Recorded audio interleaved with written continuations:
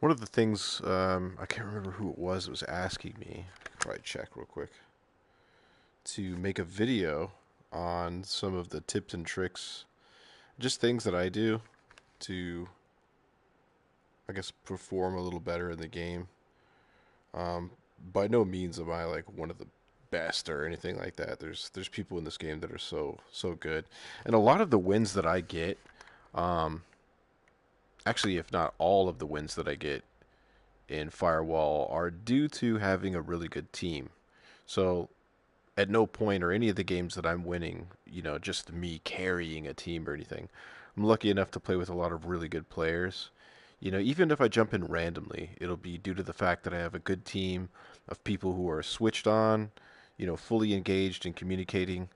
And I'm just, of course, taking the highlights from the rounds that I perform particularly well in because that makes a fun video to watch. And I just make sort of a highlight reel out of those.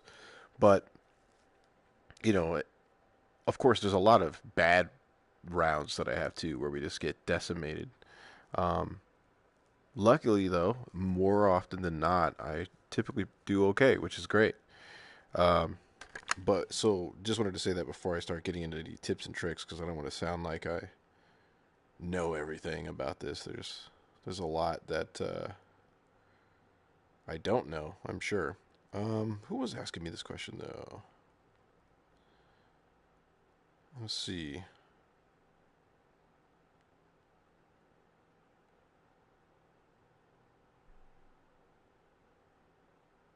Someone was asking me about motion sickness.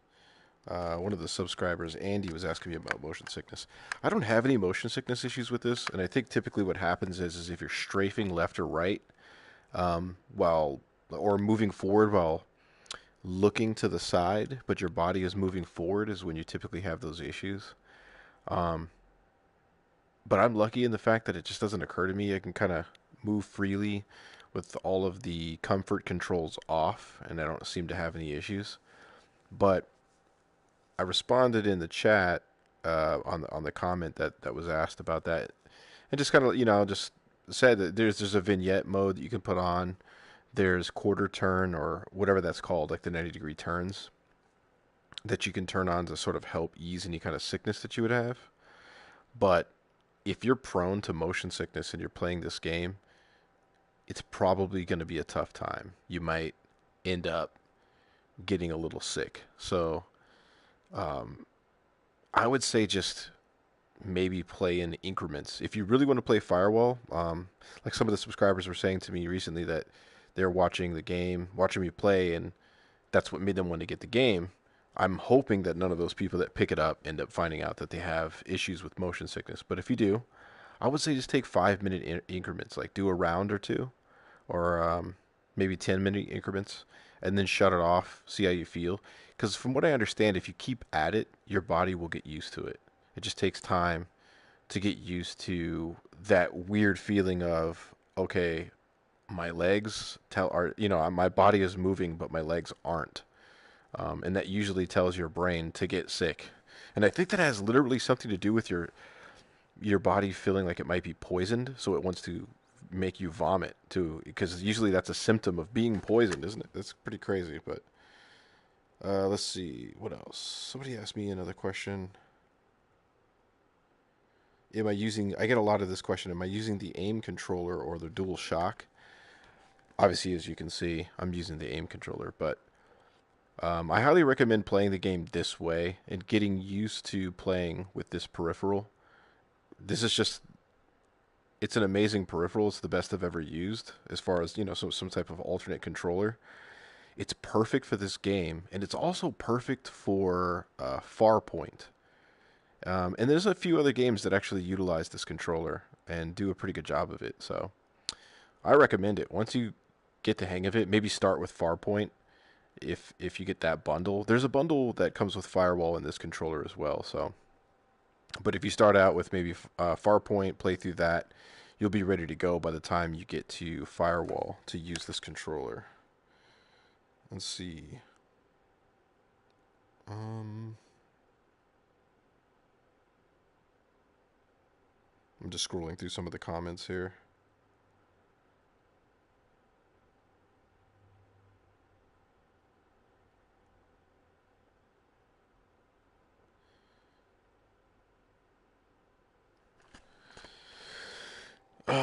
But yeah, I couldn't find the comment where they were asking, or the question I should say, where they were asking about tips and tricks. So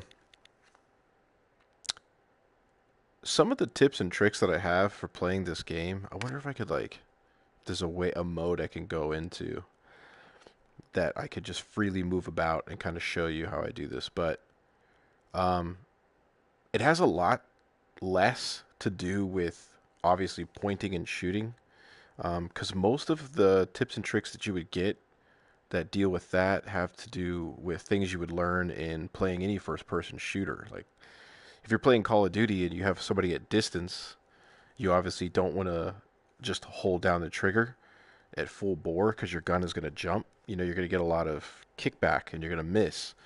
So things like that you probably already know, but just in case, you know, burst fire. Just you could probably hear the controller, but sort of tap. Even if you have a triple shot or a full auto, I don't even know if they have a triple. I think they do have a triple shot weapon in this, like a 3-shot weapon. But even if you have one of those, you know, and of course if you have the K8 single shot, don't just lay down on the controller all the time. But especially if they're at distance, just sort of pick them off. Just kind of tap, and it's going to give you a lot more accuracy. At distance, if you're already engaged in a fight, put on your laser, because then you can just easily point your laser towards, you know, whatever you're trying to hit. You don't have to rely so much on the red dot. So things like that are just sort of like everybody knows. But the best advice I could give is more about like kind of like theory, like things like where is your body? Like you don't think so much about that when you're playing a first-person shooter like Call of Duty or like even third-person shooters. But when you're playing this game, think about where your body is. You are you out in the open? Are you crouching? Could you, you know, kind of turn the gun and shoot around a corner as opposed to putting your entire body out in front of it, like, you know, rounding a corner and facing it? Like, just think about your placement. As a matter of fact, let me go into. Isn't there like a? Let me go back here. Let's go into training. Or no, let's go to the tutorial because I don't think they'll bother me too much inside the tutorial. And maybe I can demonstrate. We'll ignore the tutorial and maybe I can demonstrate some of the positioning that kind of keeps me alive. Right then, let's learn the basics of Firewall 0 Hour. So obviously in the tutorial they start you out with this. To move to the waypoint. So as you're moving, even with this, are you in the center of the hallway? Could you be all the way to the side of the hallway? You know what I mean? If someone's going to come around a corner, you don't want to be in the center of the hallway necessarily. And a lot of these levels, there's, you know, like different decorative items around that you could hide behind. They could easily just get yourself behind something and shoot around the corner, or maybe crouch and aim around the corner. Also, where is your gun? Do you want to keep it down? You know, you sort of want to stay at the ready, but if your buddy is moving in front of you, sometimes it behooves you to like put your gun down. You'll see me do that a lot. Of course, in real life, you obviously want to do that just for safety reasons, but you also want to do that in this game so you can get a good point of view at what's in front of you. You can see what's coming, and you can quickly come up, you know, on them and get the shot. Press in the left stick to sprint. So sprinting in this game, you'll notice I don't sprint a lot, and I see some people who don't understand this game saying, God, everybody's moving so slow. You don't want to sprint because, as you can see in this little guy here, they can see you show up when you sprint as a little red blip. So I'm moving slowly usually, and you'll see me do a lot of stopping right at a corner. I'd rather like let them come out and start picking off shots. And that's the next thing is, and probably the most important tip I could give, besides where is your body in the game, is how are you reacting to other people? Because you'll see a lot of people start screaming and freaking out as soon as they see someone. Obviously, this is just a game, so just stay calm. Just be relaxed. Don't overshoot like and come up too high when your gun is down. You lose your aim by trying to come up on sight. So if this says this way right here, let's pretend that's a person.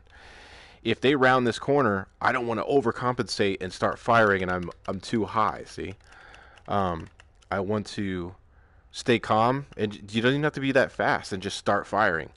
And as you're firing, it doesn't matter if you're not perfectly on a headshot. You don't want to overcompensate and miss because you're just going for their head. Start hitting them, because on their side of the screen, they're turning red. They're getting the loud thumps. They're starting to panic. You want them to panic. Just turn your beam on, start shooting them, and then gradually, as quickly as you can, move it up to their head at that point. So you're already giving them damage. It's better to give them damage than miss and then try to start aiming for their head. And that's the next thing. As soon as someone shows themselves and you start firing, you've got your beam on or whatever the case, you're going for their headshot. Don't keep your body still. Don't crouch either, because you're going to be moving too slow. If you guys are in a firefight, you want to start moving left and right. You just want to start, you want to kind of fire and move yourself out of the line of their fire. They're going to always be correcting for that, of course, so don't be predictable. Like, maybe start firing and then, half sprint. You just want to keep yourself moving left and right as much as possible to kind of mess up their aim and keep yourself on target as much as possible. Sometimes you just want to do it slowly, so they're constantly maybe just firing behind to your left, or just firing to your right, either way. So do the best you can with that. It's just positioning and getting good at positioning. That's how I'm getting a lot of these kills, is simply just by where I'm placing myself and how I'm reacting to contact. And then that's also how I'm getting the kill, is just once I'm engaged, I'm staying on target and trying to stay off their target. That's the hardest thing to get a hold of, is I think those three things. Where are you? How did you react? And how did you stay on target? That's it. So let's move down here and see it. Push the right. Move forward to the waypoint. So the next thing, I guess I would say, is on these doors, right? Let's let him do his little tutorial when you come up here. Press and hold X to interact with objects. So doors are an opportunity to get killed real easy. So move forward to the waypoint. This is another thing you'll see me do a lot. Is I'm not doing it because I'm polite. I'm closing doors all the time because, one, it's making a noise. No matter what, if you make a noise, it's going to make, if the enemy can hear it, they're going to start thinking something. Either they think that the door is now open, or they think the door is closed. It's good. You got them concerned and thinking, and sometimes just hearing the door go, they'll stop and they start communicating with their team. Oh, I heard them open the door or something. It's like, you want the engagement, you want to get in contact with them and kill them, but you also want to confuse them and get them on guard. So that's why I'll come through a door and close it as I go through. And I'm always doing that. Also because I don't want somebody to, if someone's coming around this corner, I'm moving down here and there's a bad guy back there. As I'm coming through this door, I don't want to get shot in the back. And in this game, these doors are bulletproof. So they can't shoot me now unless they can hurry and get down through the hole and start to shoot me. So that's another reason why I do that. Also, if I'm opening it and I get through, a lot of times you'll see me close as I pass through. I can reopen this and start firing, and I'm already half in cover, right? And I'll just close it a lot afterwards on that. Such as using the doors. You'll see other videos about using these doors as well as windows, because the windows in the game are also bulletproof. So you could, if there's a, I think there's a couple levels, like the city level. I can't remember what it's called. District, I think it is.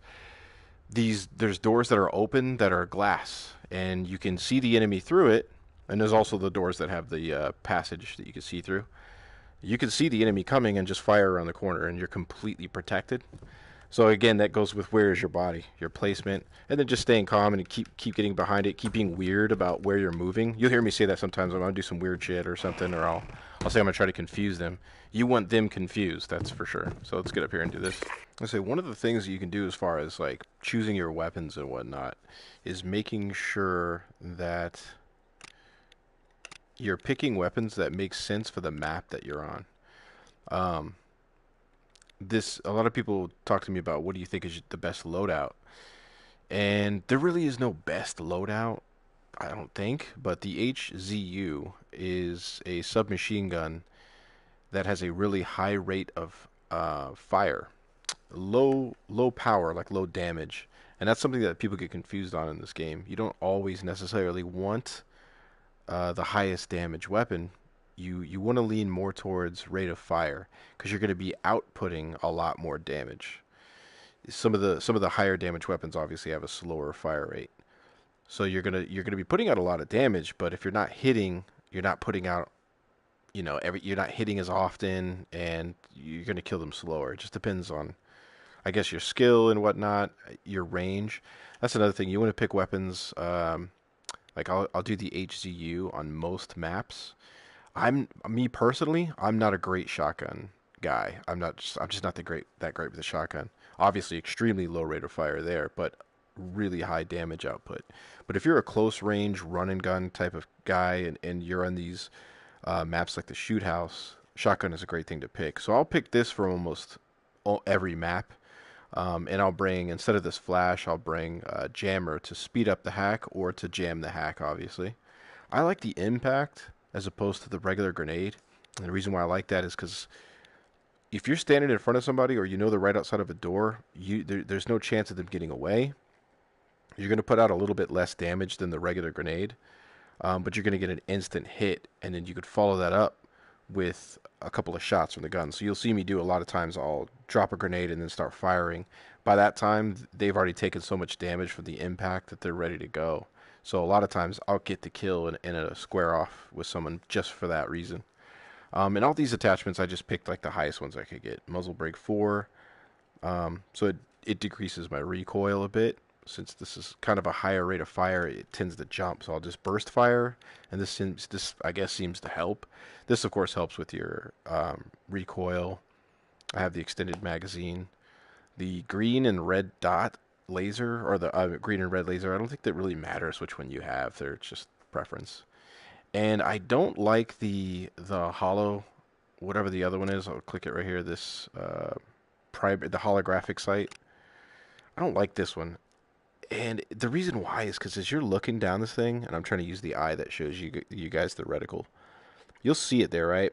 But you've got a lot of, see, as I'm sort of off, these little sides are giant blocks of, viewpoint that I can't see now because there's like this giant sight that's covering up my viewpoint. I like this one because I can see all around. It's not blocking my view, and it's essentially doing the same exact thing. There's no real difference here. You notice how the stats over here are not changing? It's purely cosmetic. So if this just looks great to you and you don't mind all this chunky stuff being in your way of what you're shooting, then by all means. But this simple red dot is clean, it's small, it stays out of your way, and when you do need to use the red dot, it works for you. So there's that. So that's pretty much what I pick. Oops. Quit that. As far as these items, I do like the revive pistol. Self-explanatory. You can revive somebody from quite a distance. And when I'm on a longer ranged map, something that's at distance, I've unlocked the K8, and I really like this K8. You'll see here the accuracy is high, damage is extremely high, range very high, rate of fire extremely low. This is basically like a shotgun from a distance. So in these really long maps, if you get good at just staying steady on the fire and not getting too, and that's another thing too, I guess this could be another tip. If you have the aim controller like I do, see when you're firing, if you fire and you're too tight with your grip, you see how much I'm moving off target as I'm pushing a button? So if you stay, what I do when I get into a fight, right, a firefight, I stay on target by just simply not gripping the aim controller too hard and doing this. You don't want to do this because I'm all over the place. You just gently squeeze the trigger, just chill the hell out, gently squeeze the trigger, stay calm, and you're not going to come off sight. That's probably true with firing in real life, I would assume. You want to have a nice grip on there, but you don't want to squeeze so hard that you're all over the place. You're already doing, you don't want to come up and you're just going crazy. The gun's everywhere. You're going to miss everything. So just chill out, stay on target, fire, calmly. You're going to hit what you're trying to hit and move with it. If they're moving, stay with them and keep yourself moving too. Like I was saying, strafe left and right. Other than that, the only other thing I could say is, as you saw with this, I just, just in case, I don't know if subs are going to come in and play or not. So I'm just randomly playing with some people. You don't want to lose your cool. If you're losing, and that's going to happen a lot in Firewall, especially playing with randoms, because you don't know what's going to happen. There's so many variables at play. You don't really know your team. You don't know their play style or what they usually carry, what they usually do on a map. So if they're randoms, you're random to them. The enemy team obviously is going to be constantly random. There's too many variables at play, so you just have to kind of accept the fact that it could go great, it could go bad. And if it goes bad, just keep a sense of humor about it. you're going to learn something every round. So just enjoy it, and crack some jokes. You don't want to get frustrated. Um, you don't want to bark orders at your teammates about what they should have done, or get over here and do this. Like, you don't want to take it too damn seriously. It's just a video game. So, just try, have fun. You're going to learn something every loss, and take that with you into another round. And it's going to take you um, at least 4 or 5 rounds every night to get into the groove. And if you're starting if you've been watching my videos and you're going to pick this up soon, you're playing against kind of a harsh curve because everyone's had the game for a while and has a lot of stuff unlocked. So just be patient, take your time, don't mess around. I guess the other tip I can give is don't mess around too much in these private matches, um, or not private matches, but the AI matches. What are they called? Training, this solo or co-op PVE, player versus enemy, because people don't act like that. They're not gonna do anything that these guys are gonna do. If you want to get in there to sort of just test out a weapon, I guess, or do challenges, but if you're trying to get good at PvP, just play against other players. It's your best bet. And I guess I'll say in closing, if you're playing against a difficult team and you're losing a lot, don't get upset about that or think that you suck. Just remember you're also learning a lot, because good players make you better. If you're playing all night and you're on a long winning streak, like even some of the videos I've put up, um, with the exception of ones where we've finally bested a really good team and we're in like a winning streak against a good team, um, the ones that I'm winning constantly against people who aren't necessarily good yet, that it didn't teach me much. It's a lot of fun to win, but I didn't learn a lot. So just remember you're gonna have to be patient with the learning curve. So those are the tips I have for now. I'll probably retitle this just tips and tricks. Um, and if you have further questions, or if I didn't answer everything, and I'm pretty sure my brain's doing that I get that weird feeling like I'm forgetting some questions, feel free to put them in the comments, and I'll do another one of these, and I'll answer some of those questions. And if you guys want to play together, just shoot me an invite. I've been receiving a lot of friend requests on my account, and I'm always happy to see those, especially when you guys type a message in there so I know you're a subscriber. I only accept the ones where there's a message in there that says you're a subscriber. Otherwise, if it's completely random, I don't accept it. But um, unfortunately, when I read those messages, the only thing I can do is accept it. I can't reply to you. Um, but by all means, drop me a message and send me a friend invite if you like. I have a whole category for that, and we can jump in and play a few. So with that, I'll jump off and have a great night. Oh, wait. Additionally, feel free to subscribe if you haven't yet and you're watching this video. I've noticed in my analytics, 90% of the people that watch my videos are non-subscribers. Now, that percentage is changing, but it would be nice to see more subs in there as the people watching. And that just means that I would like to convert some of you guys that are just kind of checking out my videos to subscribers. So by all means, just throw a guy a sub, because it helps out the channel, it helps me out, and I can do more videos like that. In addition, hit the like button because it's good to know and it helps the channel when you like something. And I do have a Patreon if you guys want to, like, if you're a subscriber and you love the channel and you enjoy supporting by watching and you want to go a step further, there's a Patreon. I think if you're using mobile, it's in the like about section under like sponsor the channel or something like that, or become a sponsor or produce the show. And if you're looking on your laptop, it's the icon, the Patreon icon is up there on the banner. So with that, I just say I appreciate you guys. It's been a lot of fun doing this. I'm gonna keep doing them, and I'll catch you on the next one.